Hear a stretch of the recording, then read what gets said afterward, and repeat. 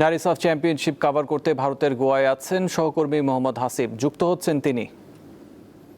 হাসিব, আজ একটা team meeting হওয়ার কথা আছে, সেটি কখন হবে এবং সেমিফাইনালে এখন বাংলাদেশের প্রতিপক্ষ নেপাল, কতটা চ্যালেঞ্জিং হবে এই ম্যাচ?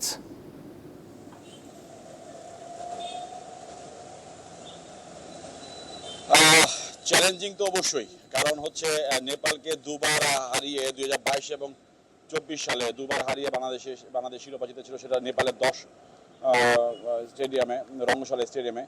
তো সেখানে আসলে ভেন্যু পরিবর্তনের পাশাপাশি বা বাংলাদেশের ভাগ্যটাও একটা বড় বিষয় হয়ে দাঁড়িয়েছে যে নেপালের সাথে বাংলাদেশের যে ফাইটটা আসলে সেমিফাইনালে হবে 3 তারিখ জওহরলাল নেহরু পদ্মা স্টেডিয়ামে, সেখানে আসলে বাংলাদেশ তাদেরকে হারিয়ে যদি ফাইনালে যেতে পারে তাহলে এটা অনেক বড় একটা বিষয়। যেহেতু তৃতীয় শিরোপা জয়ের একটি হাতছানি সাফের, এটি বাংলাদেশের এখনো সেই হাতছানিটা রয়েছে।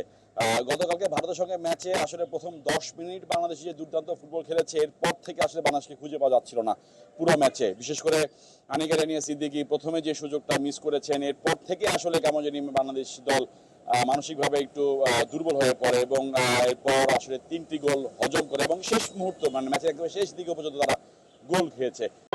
গ্লো এন্ড লাভলি এখন নতুন রূপে, নতুনের মতো গ্লোয়িং স্কিন।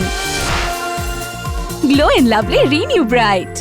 সম্পূর্ণ দায়ভার কোচ নিয়েছেন, সংবাদ বলেছেন এবং একটা বিষয় আছে যে গণমাধ্যমে যেটা আমরা অনেকটাই জানি, অনেকটা ওপেন সিক্রেটের মধ্যে দলের ভিতরে একটু দ্বন্দ্ব রয়েছে আনিকা রানিয়া সিদ্দিকীকে নিয়ে, মনিকা চাকমাকে নিয়ে। আসলে সেগুলো যদি কাটিয়ে উঠতে না পারে তাহলে আসলে তৃতীয় শিরোপা জয়ের যে স্বপ্ন বা লক্ষ্য বা মিশন যেটাই বলেন না কেন আপনি, সেটা অনেকটাই ফিকে হয়ে যাবে। আসলে এটা হচ্ছে বিষয়। তবে এখন টিম মিটিং চলছে।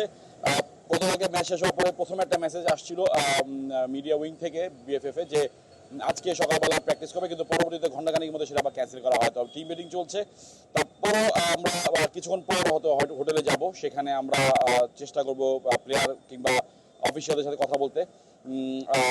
সবকিছু মিলে আসলে টিম আসলে খুব যে হ্যাপি তা না, তবে হ্যাঁ তারা এখনো মনে মনে বিশ্বাস করে, মনে মনে খুব চায় যে তারা নেপালের বাধা টপকে ফাইনাল খেলবে এবং সত্যিকার অর্থেই দেশের জন্য তৃতীয় শিরোপা নিয়ে আসবে। জি, ছিলেন মোহাম্মদ হাসিব। হাসিব, আপনাকে ধন্যবাদ।